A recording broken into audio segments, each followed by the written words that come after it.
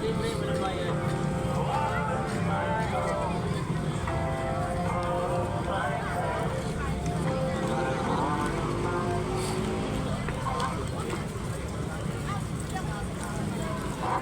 Hello po.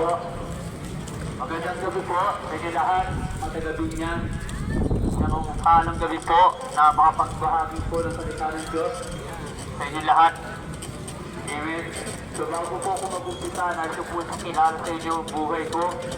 Ako po si Alvin, taga Barangay Platero po.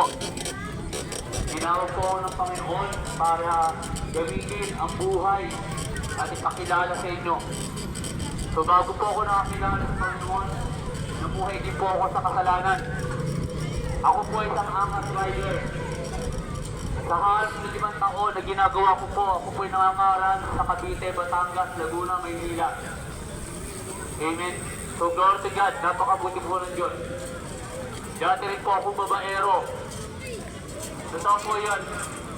Hindi po na yan. Amen. Bakit siya po sinarap po yung buhay ko? Dati po ipaalam po sa inyo lahat. Amen.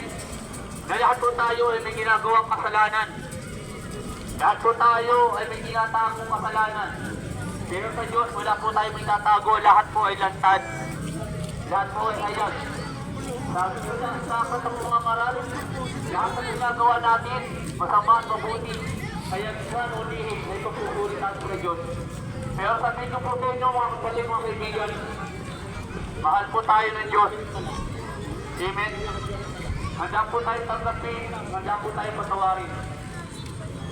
Bakit po pinapangaral sa salita ng Diyos? Parang ibang tao na hindi po nakakilala ay makilala ang Panginoong Hesus sa pamamagitan ng pangangaral. Tandaan po natin, ano man sekta ng relihiyon ang nandito. Iglesia ka man ni Cristo, Saksi ka man ni Jehovah, Katoliko ka man, o ano mang klaseng sekta ng relihiyon. Hindi po yan ang mga pagbabago ng buhay mo. Amen? Ang mga pagbabago yung magkaroon ka ng malalim na relasyon sa Diyos. Kung naalala po yung noon, pandemic, marami namatay. Pero ikaw, bakit ka nabubuhay pa rin hanggang ngayon? Dahil po may purpose ng Diyos sa buhay natin. Amen?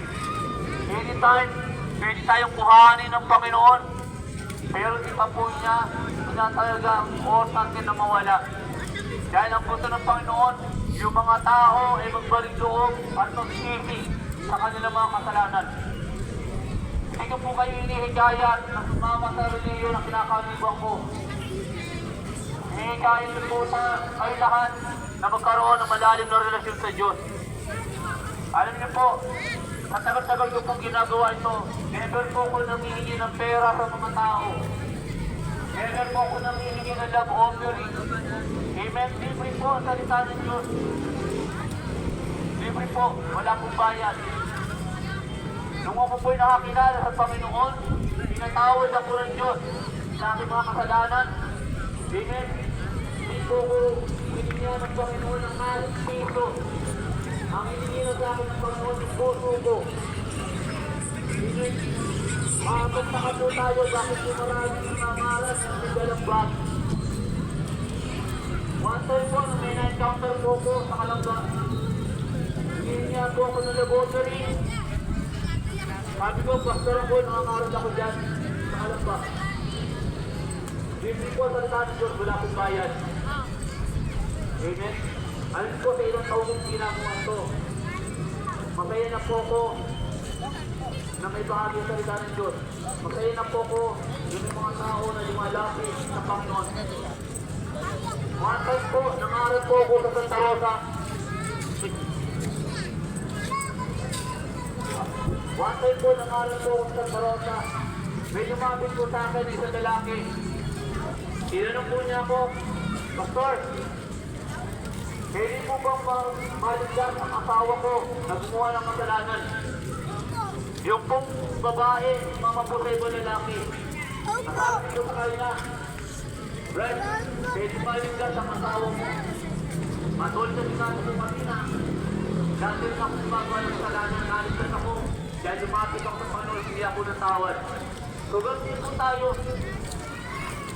Bakit po sa aklat ng Isaiah 59 ang kasalanan ng sihilan kung bakit tayo nalagay sa Diyos? Amen?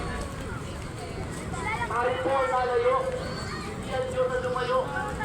Mapapansin nyo bakit kayo nangangaral sa salita ng Diyos. Yan ang gusto ng Panginoon. Ipadala ng kanyang mga krusto para ipangal ko sa Diyos ng mga ibang tao ay magbalik loob. Hanggang di po tayo nakakapakinig sa salita ng Diyos, di po tayo magbabalik loob. Amen? Napakasama na po ng mundo. Amen? Nalayo na po talaga. Pero hindi po nais ng Diyos na tayo malayo at mawalay sa Kanya. Ang kapit kaibigan, paano po halimbawa kinuha ka ng Panginoon pagharap mo sa Kanya, ano po may sasagot mo? Hindi po pinag-uusapan dito yung tumutulong ka kay Lord. Hindi po pinag-uusapan dito na ito yung mabait. Ang pinag-uusapan po dito ang polo, kung nagsinerong mataas ng Panginoon Jesus. Kung tempo sinundan mo, ilang Diyos, maaari isang pagkindas ng buhay. Amen. Karapat dapat yung pumasok na kaharian ng Diyos. Napakabuti ng Diyos, mga kapatid. Hindi mo kung galing ka niya kamahal. Amen. Marami kayo nagawang kasalanan. Pero hindi ng Diyos yun. Ang hindi ng Diyos, magkaroon ka ng pagkakataon na kausapin ka, lumapit ka sa Kanya. Ang daming tao, hospital, matay sa inyo. Iyak, hindi tawag, hindi ang kaligtasan. Pero tayo, nandito tayo. Maraming pamilya na wasak, maraming buhay na nasira, maraming magkatawa na iwalay. Bakit po? Dahil po sa kasalanan. Kaya cellphone niya kay kanya? Yes, po. Nasaan niya sa iyo?